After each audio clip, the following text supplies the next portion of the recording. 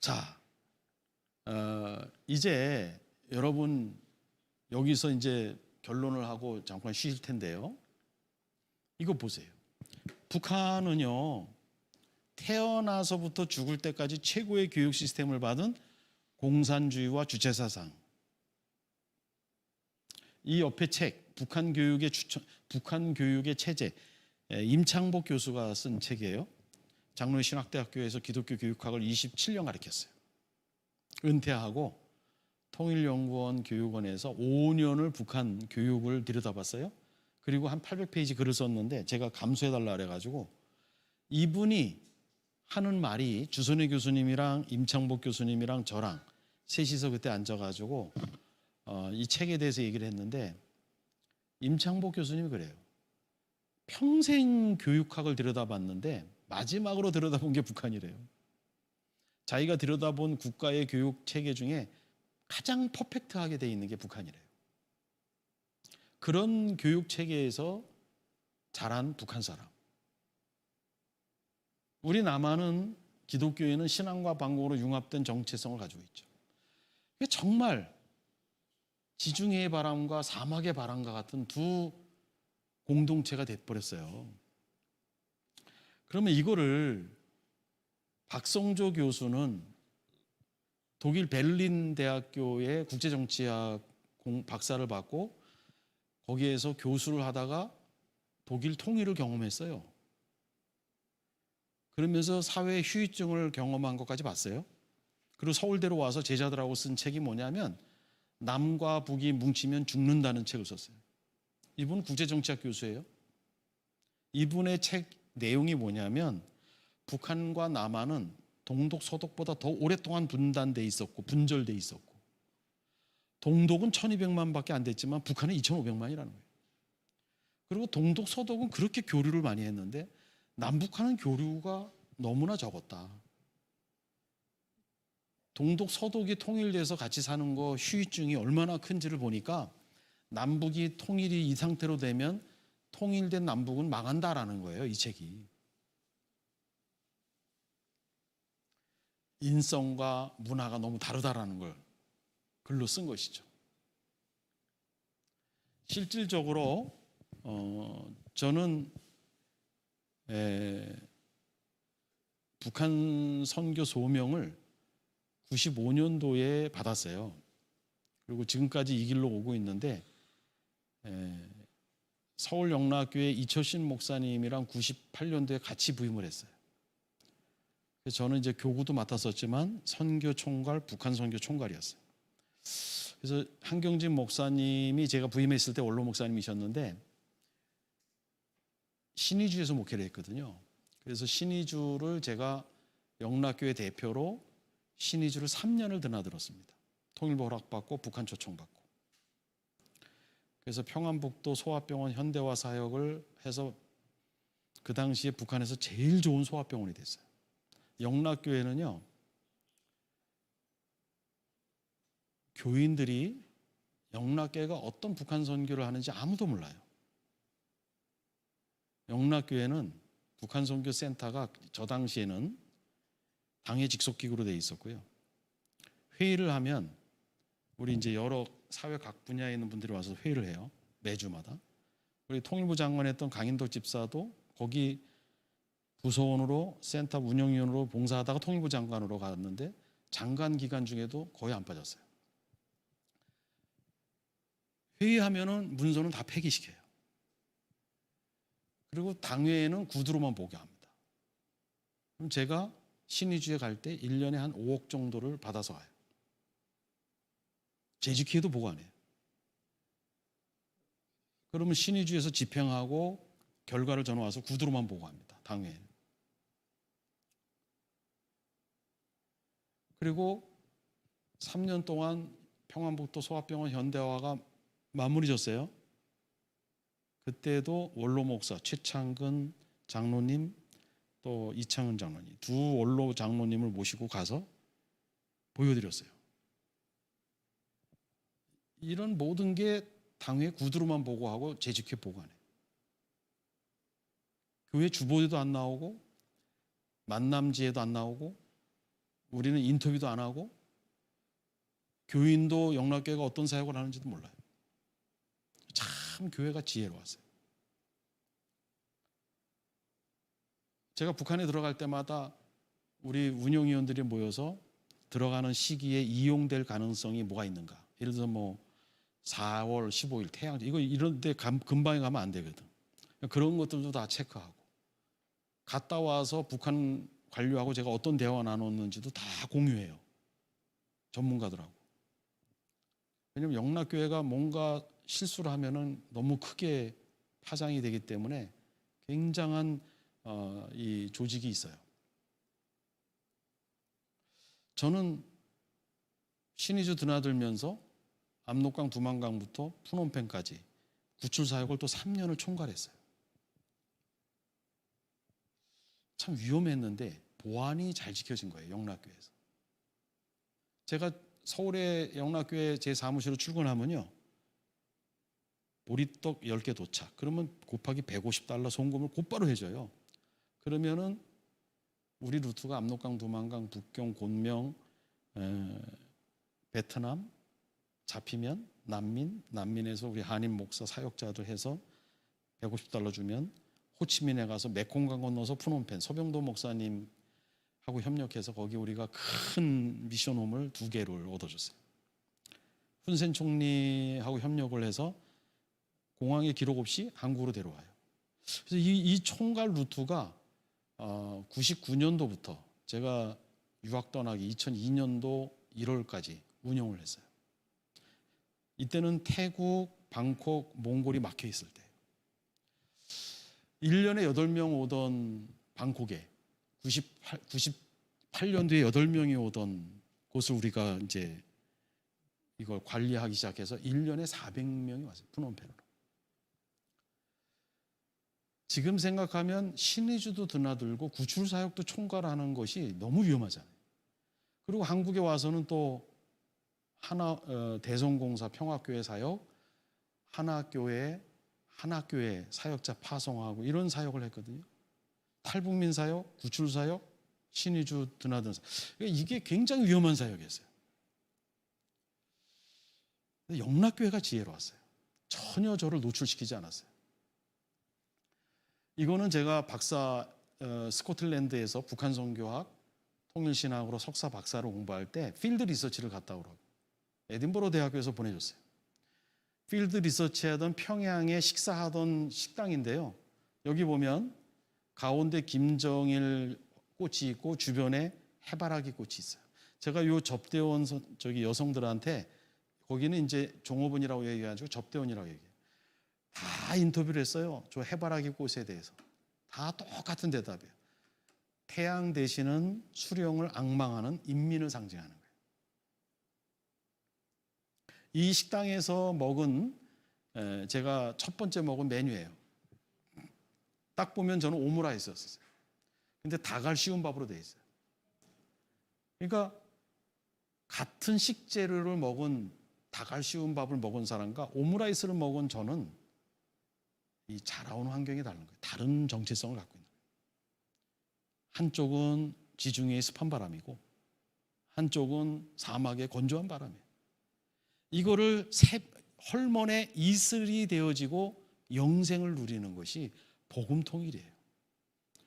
정말 여러분 마음속에 기도할 때 이렇게 기도했으면 좋겠어요. 우리의 복음 통일에 대한 성경 신학적 관점을 반복해서 여러분들이 기억 속에 자꾸 넣어주시고 또 기회 있는 대로 자녀들과 또 같은 성도가 있으면 자꾸 말로 설명을 해야 자기 기억 속에 틀이 생깁니다. 그래서 물론 뭐 고목사님 목회 현장에서 선포하면서 이런 게 또 틀이 생기고 기억의 틀이 형성이 돼야 되거든요. 그래서 기억의 틀에 이게 형성이 되려면 그게 중요해요. 그리고 이 복음 통일을 이룰 수 있는 우리 교회에서 지도자들이 좀 또 우리 가정에서 그런 지도자들이 배출되도록 기도하고 권면하고 좀 그런 것이 우리 한국 교회 전반적으로 있으면 참 좋겠다. 그리고 여러분 하강 운동이라 그랬잖아요. 통일을. 그러면 위로부터, 다시 말해서 이 다윗은 머리라고 했는데 위거든요. 그걸 조금 더 신학적으로 표현하면 영혼으로부터 들어오는, 영혼에서 시간 안으로 들어오는, 성경은 빛으로 표현을 하기도 하고, 빛, 이 거룩한 빛이죠. 여러분 그 미켈란젤로가 그린 아담의 창조 보면은 누워있는, 시간 공간 속에 누워있는 아담이 있고 영원성에서 천부께서 손을 뻗는 게 있잖아요. 그러니까 그게 영원성과 시간성의 통합이에요. 화가들은 그런 성경 신학적 구조를 갖고 있었어요. 우리 그리스도인들은 영원성과 시간성의 통합이 있어야 돼요. 또 미래와 현재의 통합이 있어야 돼요. 그래서 우리가 항상 영원한 새하늘과 새 땅에서 이미 임하신 하나님의 나라에 흘려보내시는 거룩한 빛, 신성한 능력이 우리들한테 항상 흘러 들어오는 거예요. 이게 하강 운동입니다. 그래야 우리 정신이 날마다 새로워져요. 그러면 이 하강 운동이라는 것은 우리들한테도 들어와야 되고요. 그리고 저는 지금 우리들한테 들어오는 거를 중심으로 정체성의 재조정을 잠깐 나눌 텐데, 여러분은 이건 또 다른 이제 강의가 필요해요. 제가 학교에서 용서신학, 화해신학, 기억신학, 베품의 신학을 2학기를 강의해요. 3시간씩 15주. 그러니까 3시간씩 30주를 강의를 합니다. 근데 이제 어느 교회에서 복음 통일에 대해서 10주를 강의를 해달라고 그랬어요. 1시간씩 10주. 그래서 이게 교회 용어로 바꿔야 되겠다. 그래서 그 중에 교회가 꼭 필요한 걸로 10주의 강의안을 만들었어요. 그래서 이제 그 교회가 새롭게 시작하는 복음 통일 아카데미, 거기에 10주를 이제 강의를 했거든요. 거기에 지금 제가 나누는 거는 제 1강에 해당해요. 1강. 그리고 이제 그 뒤로 이루어지는 내용들이 있는데, 초점은, 중요한 초점 중에 이거 같아요. 뭐냐면 영원성에서 현재성으로 시간과 공간 안으로 들어오는 선한 능력이 있거든요. The Great Power, Divine Light, 이런 게 이게 있죠. 우리한테도 필요한데, 여러분 이게 북한 사람들에게 하나님의 주권으로 임재하실 때 북한 사람들의 정신이 깨어나는 거예요. 그래서 우리 오성훈 박사가 쓴 글에 보면 계란에 노른자에 흰 점이죠. 눈이죠. 그게 잘 부화해야 계란이 병아리가 되잖아요. 바로 북한의 백두혈통과 핵심 계층은 1%예요. 그리고 소위 말해서 기득권 계층, 핵심 계층으로 분류하는 건 27%예요. 그 다음에 적대 계층에 해당하는 게 47%예요. 그러니까 핵심 계층, 중간 계층, 적대 계층인데, 그래서 합하면 1%, 27%, 47% 합해서 이제 이게 100%가 되죠? 되나요? 되죠? 그래서 이 북한에 영향력을 끼칠 수 있는 사람들이 깨어나는 게 중요해요. 정신이. 지금 이스라엘 이 법궤를 예루살렘으로 옮길 때 3만 명이 거기 있었거든요. 3만 명의 정신이 깨어난 거예요.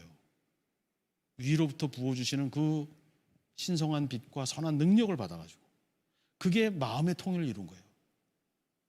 복음 통일 공동체를 이룬 거예요. 그러니까 우리 한국 교회에도 이런 정체성의 재조정이 필요하지만, 정말 중요한 건 북한에 노른자가 있고 흰자가 있고 겉에 딱딱한 게 있고 흰자가 있고 노른자가 있고 거기에 눈이 있는데 그 눈에 해당하는 층에 위로부터 디바인 라이트, 거룩한 빛이 비춰지면 달걀이 깨지지도 않고 삶아지지도 않고 부화가 되는 거예요. 북한에 하나님이 택한 어떤 층이 있을 거예요. 그 층에 하나님의 거룩한 빛이 비춰지도록 기도해야 돼요. 그래서 그들의 정신이 깨어나야 돼요. 그래서 부화가 돼야 돼요. 그게 복음 통일론이에요. 아까 얘기했던 우리 황장엽 선생은 저한테 그랬어요. 정신이 죽은 거를 깨울 수 있는 건 기독교밖에 없다. 어떻게 그렇게 생각하셨어요? 그랬더니 자기 누님이 기독교인이었대요. 자기 누님을 보면서 북한을 자기가 보면서 북한의 죽은 정신을 깨울 수 있는 거는 기독교밖에 없다라고 생각했대요. 황정현 선생이. 그분의 말이 진리라기보다도 그분의 말이 인사이트가 있어요. 그러니까 북한에 하나님이 일단 택한 그 겉에 흰 하고 노른자에 붙어있는 그 핵이, 그 눈이 북한의 어떤 하나님의 선택한 계층이라고 보면 거기에 거룩한 빛이 비춰질 때 부화가 되는 거예요. 이게 하강 운동으로 이루어지는 복음 통일론입니다. 우리는 우리 나름대로 정체성의 재조정이 일어나야 돼요. 북한의 어떠한 다윗에게 몇 프로에 해당하는 3만 명이 거룩한 빛을 본 거예요. 그래서 깨어난 거예요. 우리 북한을 연구하는 학자들, 아까 얘기했던 그 학자들이 모이면 결론이 뭐냐면, 이건 결론이 북한 사람들의 정신이 깨어나는 수밖에 없다. 이거예요, 결론이. 그거를 우리가 결함에 비유하고, 그래서 결함을 깨는 외과 수술식, 악을 제거하는 그런 통일론도 아니고, 계란을 삶아버리는 자칫 잘못한 션샤인 폴리시도 아니고, 정말 위로부터 하강 운동으로 이루어지는 하나님의 거룩한 빛이 북한의 하나님이 택한 어느 층에게 비춰주심으로 정신이 깨어나서 결함이 부화되는 것처럼 우리 남북한 공동체가 통일이 되는 게 복음 통일론입니다. 그걸 어떻게 인간의 지혜로 할 수 있겠어요? 못합니다. 그래서 이 북한 사역을 하시는 분이나 통일을 놓고 기도하는 분은 그러한 비전과 꿈과 인사이트를 가지고 기도를 하시는 게 좋습니다. 자, 이제 이 정체성의 재조정인데요. 여러분 아시는 대로 창세기 4장 1절에서 15절이에요. 가인이 아벨을 죽인 사건이에요. 6.25 사변의 전쟁을 가인과 아벨의 형제 간의 전쟁이었다라고 얘기해요. 16개국이 참전했지만 우리 남북 형제들이 일으킨 전쟁이에요. 가인과 아벨의 확장판이 6.25 사변이에요. 이웃 국가 형제들이 와서 죽은 거죠. 가인이 아벨을 죽이지 않고 형제 간에 화목하게 살 수 있는 길이 있었다면 가인이 아벨의 제사를 받아들이는 하나님의 기준선에 맞춰서 가인이 변했어야 돼요. 다시 한번 가인이 아벨 동생과 화목하게 지낼 수 있는 길은 가인이 아벨의 제사를 받은 하나님의 기준선에 맞추어서 가인이 바뀌었어야 해요. 그걸 정체성의 재조정이라고 얘기합니다. 그래서 예수님의 사도 중에 애제자라고 얘기하는 요한 1서 3장 11절 16절을 이렇게 얘기하잖아요. 우리는 서로 사랑할지니 가인같이 하지 말라. 가인같이 하지 말라는 건 뭐죠? 동생을 죽이지 말라 이런 뜻을 갖고 있는 것만은 아니에요. 하나님의 기준선에 맞추어서 살아야 할 사람이 자기 기준으로 맞춰서 사는 가인처럼 되지 말라는 거예요. 그러면 요한이 이렇게 얘기해요. 그가, 예수 그리스도가 우리를 위하여 목숨을 버리셨나니 우리가 이로써 사랑을 알고 우리도 형제를 위하여 목숨을 버리는 것이 마땅하다. 이 말은 뭡니까? 십자가와 부활의 예수 그리스도의 기준선에 맞춰서 우리가 바뀌어야 된다는 거예요. 정체성의 재조정이 돼야 된다는 거예요. 그게 화목을 이루는 길이고, 그게 관계의 단절을, 관계의 분절을 관계의 이음으로 만드는 거예요. 그게 바로 분단을 통일국가로 만드는 주체자로 쓰임받을 수 있는 사람이 되는 겁니다.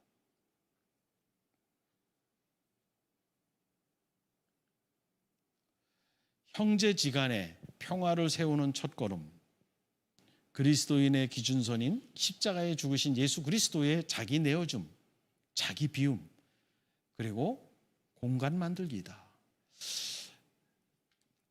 아까도 말씀드렸지만 삼위일체 하나님이 관계성이 우리 공동체의 초석이에요. 원석이에요. 우리의 기준은, 방향은 삼위일체 하나님의 관계성을 담는 거예요. 그리고 신약 시대를 거치면서 우리에게 자기 내어줌, 셀프 기빙. 그러니까 성부 하나님은 성부 하나님께 자기를 내어줬고, 성부 하나님은 성자 하나님께 자기를 내어줬어요. 그리고 성자 하나님은 자신을 우리를 위해서 내어주셨어요. 피와 물 한 방울도 남기지 않고. 셀프 기빙. 그리고 중요한 게 자기 비움이죠. 빌립보서 2장 7절에서 9절. 자기를 비워 종의 형체를 가져. 자기를 비운다라는 건요, 케노시스라는 거는 그 누군가에 대한 미움과 증오와 두려움과 염려를 내려놓는 거예요. 비우는 거예요. 이게 굉장한 훈련이 필요해요.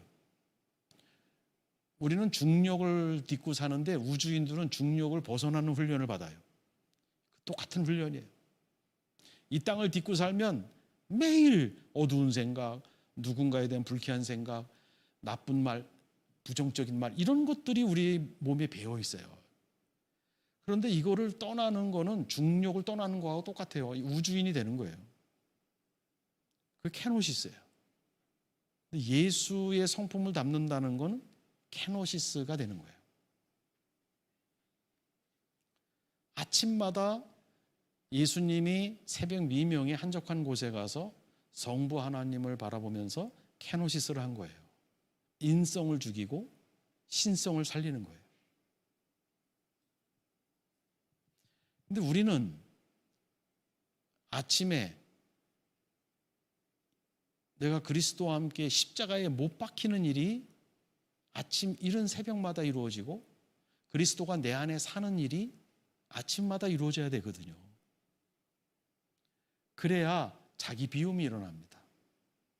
부정적인 생각, 쓰레기 다 청소하고, 그 누군가를 생각하면 불쾌했고 미워했고 좀 막 이랬던 것들이 다 사라지고, 오로지 베델처럼, 야곱처럼 하나님의 나라가 보이는 거예요.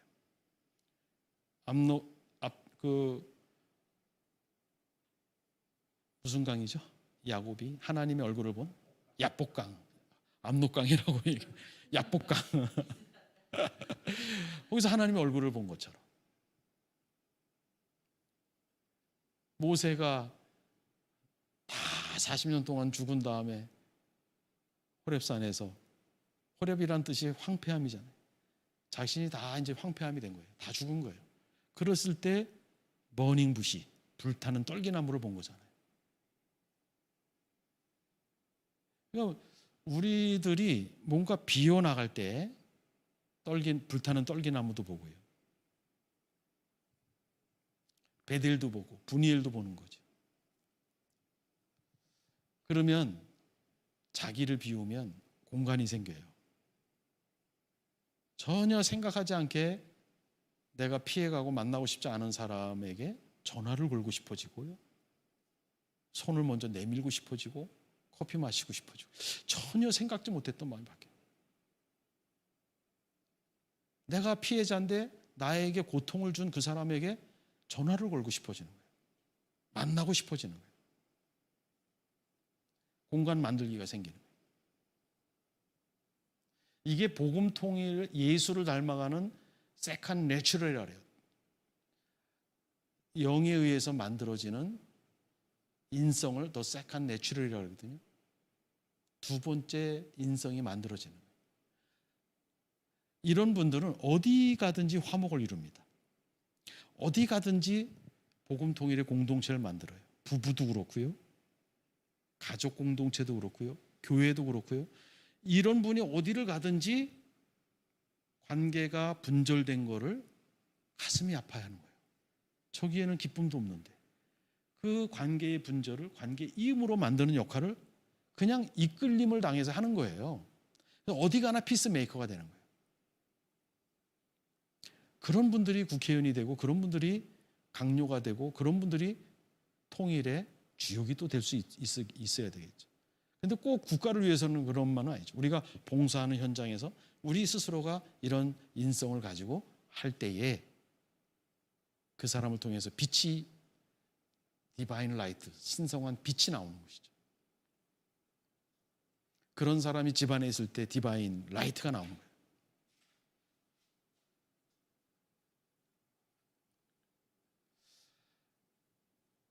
이제 복음 통일은 마태복음 9장 13절에 나는 의인을 부르러 온 것이 아니요 죄인을 부르러 왔노라.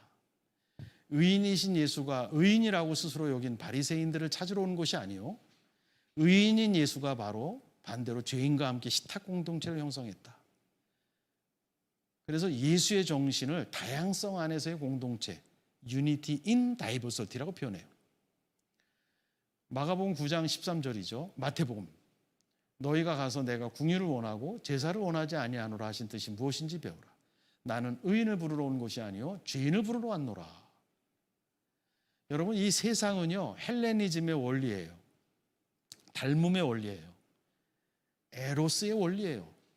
아리스토텔레스. 이게 뭐냐면요. 영어로 표현하면 like is known by like. 닮은 것은 닮은 것을 추구하는 거예요. 우리가 케냐에 가서 주일날에 한인 교회가 있고 케냐 원주민 교회가 있으면은 우리가 저 사람들 호기심이 어떻게 예배드리나. 케냐 교회 가서 예배 드릴 수는 있어요. 그런데 편한 건 어디예요? 한인 교회가 편하잖아요. 같은 말이고. 이게 에로스의 원리예요. 한인 교회를 찾아가는 거. 간도 비슷할수록 좋아요. 이식 받을 때. 이게 세상의 원리예요. 같은 동기들끼리 만나면 편해요. 우리 뭐 동기하면 뭔가 끈끈해지잖아요. 목양의 교회 교인들 만나면 더 끈끈해잖아요. 이게 우리에게는 있는 이게 작동이에요. 근데 그게 성령의 이끌림에 의해서 되는 것도 있고 또는 에로스의 원리, 닮음의 원리, 헬레니즘의 원리예요. 그러니까 영국에서 제가 공부를 했지만 영국 사람은 선교란 용어를 전혀 안 씁니다. 부끄러워서. 인도에 가서 인도 사람을 다 영국 사람으로 만들어 놨어요. 그래서 인도의 간디 이후 민족주의가 불어오면서 인도의 꼴을 되찾기 운동을 했어요. 선교사들을 다 쫓아냈어요. 이게 모나트림이죠. 영연방에 있는 국가에서 그런 걸 영국이 경험을 많이 했어요. 그래서 선교라는 용어를 안 써요. 영국 목사, 선교사들이 가서 영국식 옷을 입히고 영국식 이름을 지어주고 그랬어요. 이게 바로 헬레니즘이 교회에 들어온 거예요. 아까 말했죠. 탈북민을 남한 사람화 시키는 거를 북한 선교로, 탈북민 선교로 생각한다고. 그거는 바벨탑식 공동체고 여기서 말하는 헬레니즘식 선교예요. 진짜 선교는 예수의 공동체예요. 타자됨을 받아들이는 공동체. 유니티 인 다이버티. 제가 사진 한 장을 보여줄게요. 이 사진이에요.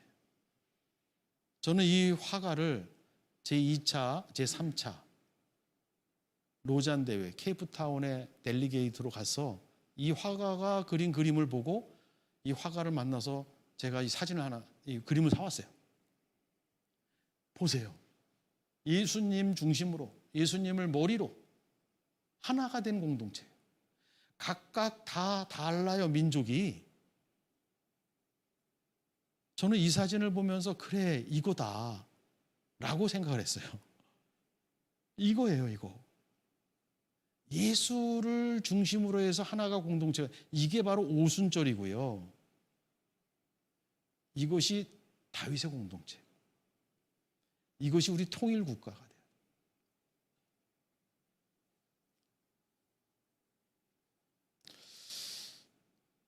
자, 복음 통일 공동체 형성은 바로 이 그림이 나타내는 거하고 비슷해요.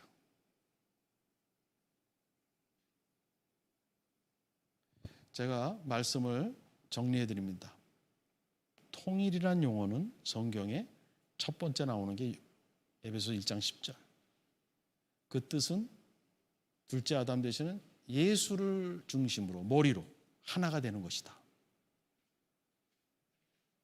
그래서 우리 성경 신학적 관점에서는 이 복음 통일의 공동체는 하강운동이다. 바벨식이 아니라 오순절식이다. 그리고 다윗의 통일 공동체, 시편 133편이다. 그리고 헐몬의 이슬이다.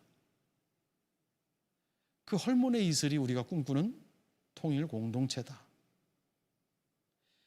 그래서 남북한이 바로 이렇게 헐몬의 이슬처럼 만들어지려면 하나님의 신성한 빛이 북한의 결안의 노른자 위에 붙어있는 눈에 있는 계층에 하나님이 신성한 빛을 비춰줄 때 결안이 깨지지도 않고 삶지도 않도록 하고 부화하게끔 만들어야 된다. 그게 피 흘림이 없는 복음 통일이에요. 남한 사람들도 바로 예수를 기준으로 해서 제2의 인성이 만들어져야 이 복음 통일에 하나님이 쓰시는 하나님의 사람이 된다. 그래서 우리가 늘 꿈꾸는 남북한 복음 통일 공동체는 북한 사람이 남한화 되는 것도 아니고 남한 사람이 북한화 되는 것도 아니고 예수 그리스도를 머리로 하나가 되어져야 되는데 각각의 공동 정체성을 인정해주는 유니티 인 다이버시티가 돼야 된다. 이 그림처럼. 이게 연방제하고 너무 다른 거예요. 기능주의적 연방제가 아닙니다. 이건 사람의 공동체를 말하는 거예요. 그래서 이제 오늘 분단을 통일로 바꾸는 성경 신학적 관점에서 오늘 강의를 말씀을 드렸습니다. 감사합니다. 마치겠습니다.